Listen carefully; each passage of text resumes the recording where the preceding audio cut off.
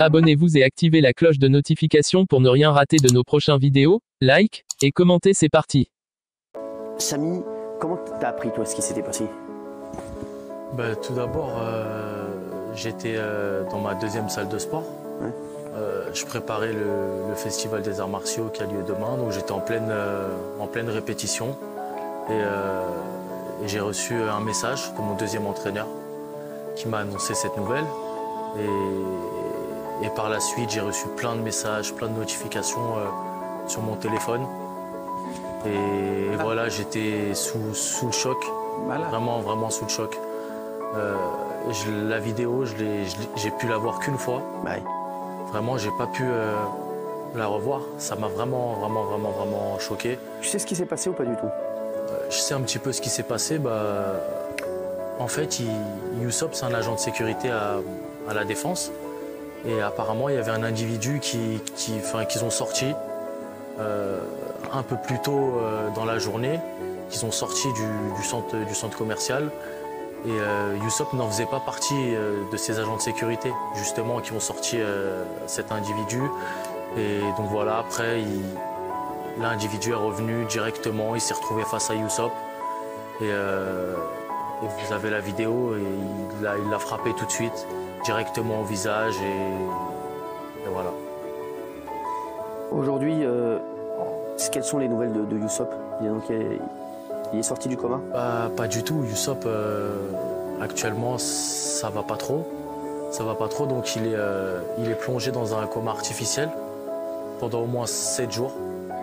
Pendant au moins 7 jours.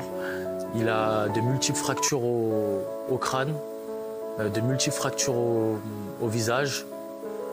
Il était à 2 doigts de se faire opérer de l'œil parce qu'il y a des risques qu'il perde la vue.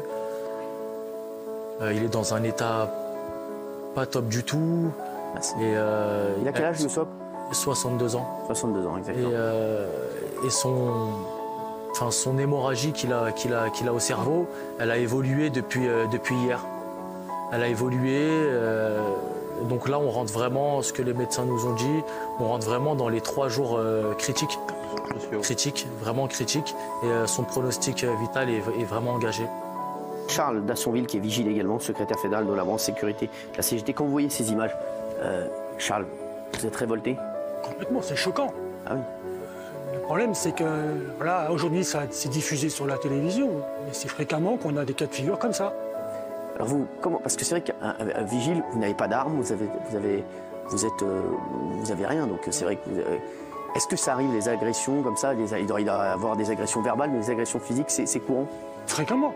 Ouais. Vous prenez, parce que la plupart des gens ne connaissent pas les vigiles. On ne sait pas qui sont les vigiles. On les croise au quotidien, c'est comme les personnes de ménage, c'est les hommes de l'ombre, on n'en parle pas. Je suis convaincu que parmi vous, personne ne connaît le prénom de l'agent de sécurité qui est en bas. Moi, je suis arrivé, je sais qu'il s'appelle Bernard. Je dis bonjour, comment vous appelez? Mais c'est vrai qu'on les ignore, on les croise au quotidien et quand on les connaît parce qu'ils qu'ils font partie de l'émission. Voilà, mais je veux dire qu'en général, on n'a pas tendance à les connaître.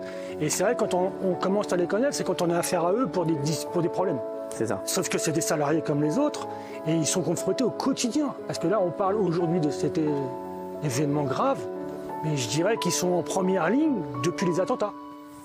Parce que depuis les attentats, il y a eu une demande plus importante d'agents de sécurité pour garder les entrepôts, pour les magasins. Pendant la période Covid, un grand nombre de salariés dans la sécurité se sont pris des coups.